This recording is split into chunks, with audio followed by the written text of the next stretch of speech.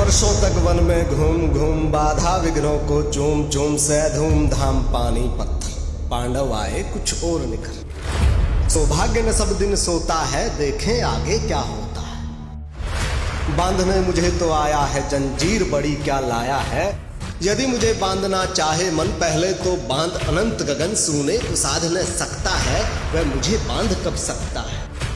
हित वचन नहीं तूने माना, हित वचन नहीं तूने माना, मैत्री का मूल्य न पहचाना तो ले। मैं भी अब जाता हूँ, अंतिम संकल्प सुनाता हूँ। याचना नहीं अब रण होगा, जीवन जय या कि मरण होगा। टकराएंगे नक्षत्र निकर, बरसेगी भू पर वही प्रखर। फणशेष नाग का डोलेगा, विकराल काल मुंह खोलेगा। दुर्योधन रण ऐसा होगा, फिर कभी नहीं जैसा होगा। राहुल की सदस्यता रद्द हुई तो भाजपा के साथ कांग्रेस के संग्राम का दायरा और भी बड़ा होगा। कानूनी लड़ाई एक तरफ चलेगी तो राजनीतिक लड़ाई की नई जमीन तैयार होगी। राहुल ने कहा वो सच्चाई के रास्ते पर आगे बढ़ते रहेंगे। चाहे स्टेट हो चाहे कुछ भी हो, मैं सच्चाई को देखता हूं। मुझे और किसी चीज में इंटरेस्ट नहीं है, मैं सच्चाई बोलता हूं। राजनीति में ये फैशनेबल बात नहीं है, मगर ये बात मेरे खून में है।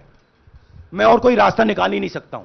तो मेरा काम ये है, ये मेरी तपस्या है, जीवन की तपस्या है, उसको मैं करता जाऊंगा। चाहे मुझे डिस्क्वालीफाई करें, मारे पीटे जेल में डाले, मुझे कोई फर्क नहीं पड़ता।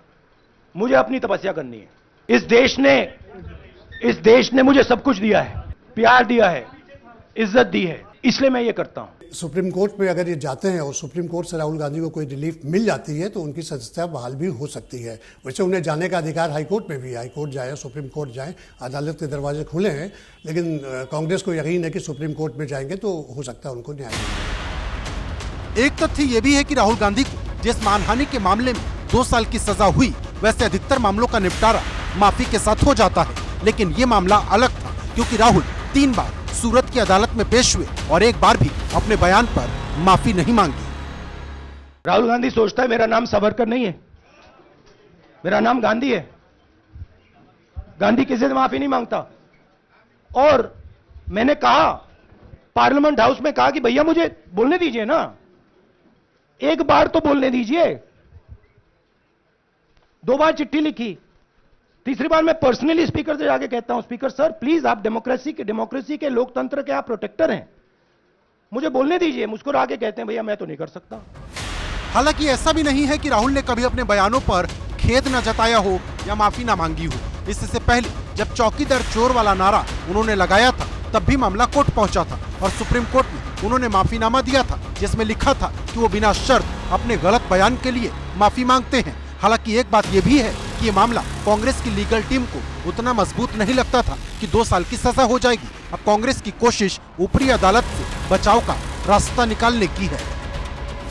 अब ये तो कोर्ट का निर्णय होगा, माननीय कोर्ट निर्णय करेगा। निश्चित तौर से हम सब लोग इसको कानूनी लड़ाई भी लड़ेंगे, राजनीतिक भी लड़ेंगे, सड़क पर उतर कर लड़ेंगे। वो मैं कैसे बता सकता हूँ। माननीय न्यायपालिका पर किसी प्रकार की टिप्पणी करने का अधिकार हम लोगों को नहीं है और प्रत्येक नागरिक को इस बात का अधिकार है कि वो न्यायालय में जाकर अपनी बात कहें। सारा खेल बयानों का है। कभी कभी एक बयान सत्ता तक पहुंचा देता है तो कभी कभी एक बयान संसद की सदस्यता को सूली पर चढ़ा देता है। और राहुल गांधी की जब सदस्यता गई तो 10 साल पुराना एक वाकया सामने आ गया, जब राहुल ने मनमोहन सरकार का एक अध्यादेश फाड़ा था। 2013 के जुलाई महीने में सुप्रीम कोर्ट ने एक फैसले में कहा था कि अगर किसी भी सांसद या विधायक को 2 साल या इससे ज्यादा की सजा होती है तो उसकी सदस्यता खुद ब खुद रद्द हो जाएगी। तब केंद्र में कांग्रेस की अगुवाई वाली यूपीए की सरकार थी। इस फैसले के खिलाफ तब की मनमोहन सरकार ने अध्यादेश लाने की घोषणा की। अध्यादेश लाया भी गया, ये संसद में पारित भी हो गया।